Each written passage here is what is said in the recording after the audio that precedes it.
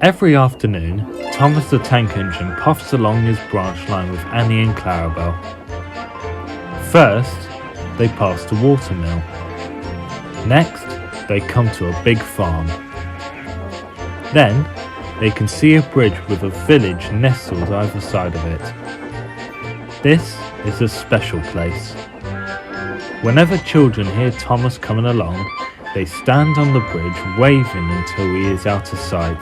One day, Thomas was running late. He had stopped at a red light before the bridge to talk to some new children. Percy the Green Engine was waiting too. "Hurry up, Thomas," called Percy when the signal dropped.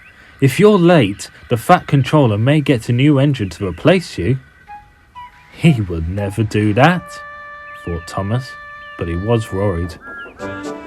Next day, Thomas hurried along the line. Just ahead was a goods yard. There, on the platform, was an inspector waving a red flag. Next, Thomas saw some children. They were waving too. Something must be wrong, thought Thomas. This station's for goods, not passengers. "Help, Thomas, help! We're glad to see you," called the children. "Please, will you take us home?" The station master explained to Thomas's driver that the school bus had broken down and all the parents would be worried if the children were late. Thomas waited as the children walked down from the bridge. Then he took the children to the next station where Bertie was waiting to take them home. When Thomas finished his journey, he was very late. He was worried that the Fat Controller might be cross with him. "I warned Thomas," puffed Percy to James. "He's been late one time too many. He'll be in trouble now."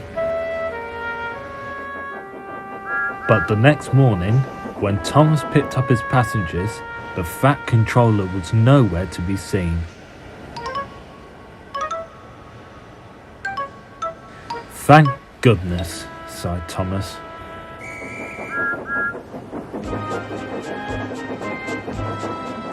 Thomas knows every part of his line.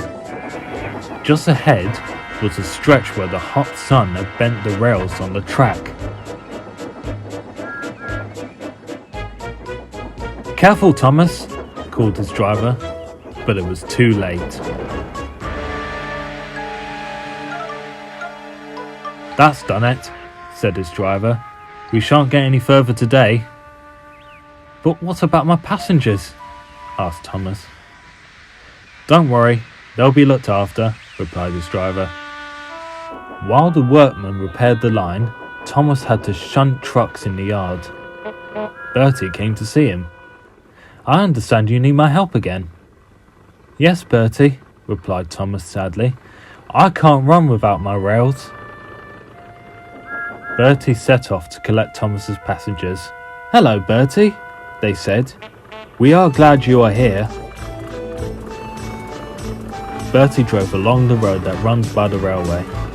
He stopped at each station along the line. Sometimes he stopped between stations to let people off closer to their homes. Thomas felt miserable. "I've lost my passengers to Bertie. They'll like him better than me." The Fat Controller arrived.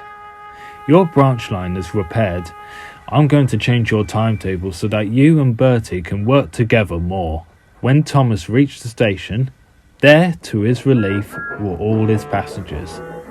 "Bertie is a good bus, but we missed our train rides with you," they said. Later, Thomas spoke to Bertie. "Thank you for looking after my passengers." "That's all right, Thomas. I like to make new friends, but I'm glad to share them with you." "You're a good friend indeed," replied Thomas, "and always will be."